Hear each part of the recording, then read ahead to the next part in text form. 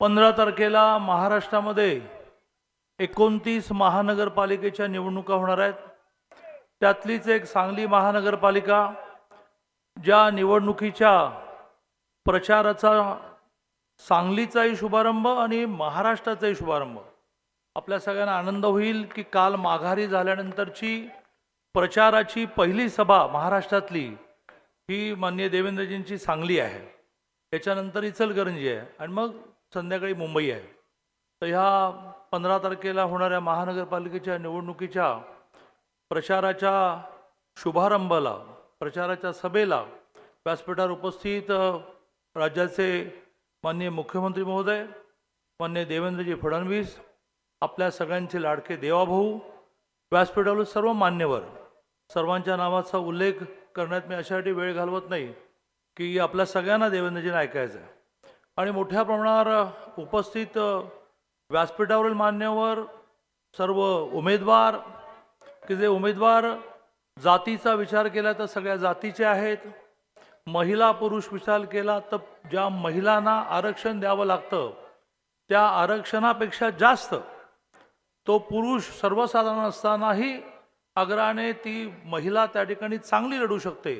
त्यामुळे मोठ्या प्रमाणावर पुरुष महिला ह्या विषयामध्ये महिलांना प्राधान्य असेल, जातीचा समतोल असेल, आर्थिक समतोल असेल, असा सगळा समतोल असणारं जे पॅनल तयार झालं त्याचे सर्व उपस्थित माननीय उमेदवार आणि दुपारची वेळ सभेला सोयीची नसते असं असताना सुद्धा इतक्या मोठ्या संख्येने उपस्थित बंधू आणि भगिनींनो, माझ्या आधी सुरेश भाऊंनी आणि सुधीरदादांनी उल्लेख केला की गेल्या वर्षी इतिहासात पहिल्यांदा सांगली महानगरपालिका, आधी नगरपालिका मग महानगरपालिका झाल्यानंतर पहिल्यांदा भारतीय जनता पार्टीचा ब्रँडेड कमळ चिन्हावरचा महापौर झाला।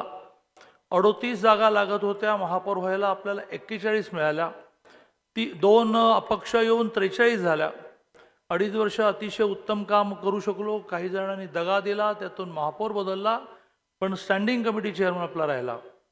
5 वर्ष पूर्ण नाही असं असताना सुद्धा खूप मोठी कामाची यादी सांगता येईल, ज्या कामाच्या भरवशावर केंद्रातलं माननीय मोदीजींचं काम, राज्यातलं माननीय देवेंद्रजींचं काम आणि केवळ 2.5 वर्ष मिळाल्यानंतर, म्हणजे आपला उल्लेख केला सुरेश भाऊनी की सरकार आल्या माननीय देवेंद्रजींनी रस्त्यासाठी 100 कोटी रुपये दिले, असं तिन्ही स्तरावरचं काम इतकं प्रचंड झालं आहे।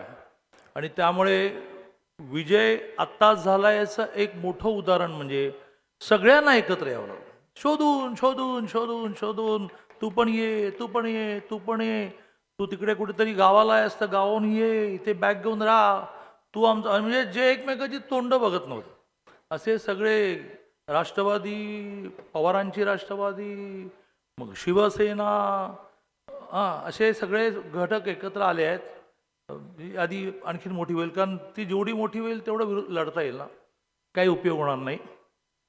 माननीय देवेंद्रजींचं महाराष्ट्रातलं काम, देवेंद्रजींचं सांगलीकडे असणारं लक्ष, याचा विश्वास सर्वसामान्य माणसाला आहे आणि त्यातून प्रचंड मोठ्या संख्येने भारतीय जनता पार्टी केवळ RPIला बरोबर घेऊन, भारतीय जनता पार्टीच्या बाबतीमध्ये शिवसेनेने असा आरोप केला की हे अधिक जागा द्यायला तयार नाहीत, पण भारतीय जनता पार्टी जागा देण्याच्या बाबतीत किती लिबरल आहे की जगन्नाथ ठोकळे हे RPIचे नेते कार्यकर्ते, यांना द्यायला रिझर्व्ह जागा नाही तर ओपनमधून, कारण ते कर्तृत्वान आहेत, ओपनमधून जगन्नाथ ठोकळेंना उमेदवारी देऊन RPI बरोबर भारतीय जनता पार्टीने युती केली।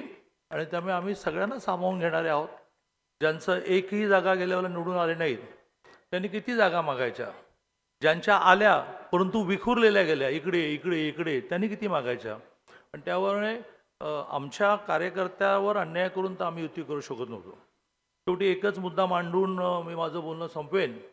माननीय देवेंद्रजींनी निवडणुकांची एक नीती, एक धोरण आमच्यासमोर मांडलं की निवडणूक विकासावर आपल्याला न्यायची आहे, विशेषतः युतीतल्या पक्षांनी एकमेकावर टीका बिलकुल करायची, पण सुरुवात झाली टीका करायला। ते आता किती चालणार आहे, कुठे थांबणार आहे याचा अंदाज घेऊन ठरवू, परंतु नगरपालिकांच्या निवडणुकामध्ये टीका करणाऱ्याने असं म्हटलं की तिजोरीची किल्ली आमच्याकडे आहे। मी भोरच्या सभेमध्ये मांडलं आणि ते खूप महाराष्ट्रामध्ये चाललं की तिजोरीची किल्ली तुमच्याकडे आहे, परंतु तिजोरीचा मालक आमच्याकडे आहे.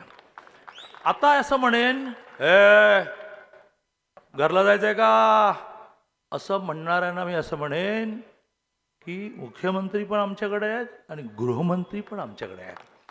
त्यामुळे दमात घेऊ नका आणि हलक्यात पण घेऊ नका. अतिशय चांगले मेहनतीने राबणारे कार्यकर्ते हे उमेदवार म्हणून दिलेले आहेत आणि सगळ्यांच्या मागे खंबीरपणे उभं.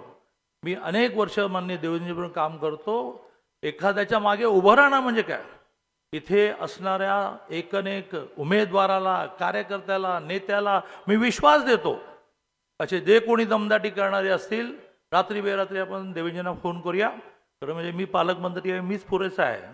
पण नाही भागलं तर देवेंद्रजींना फोन करू. त्यामुळे हुशाऱ्या करणाऱ्यांनी, दम देणाऱ्यांनी जरा विचार करून आपलं काम करावं. आम्ही आमचं काम करतो, आम्ही आमच्या कामावर म्हणतो.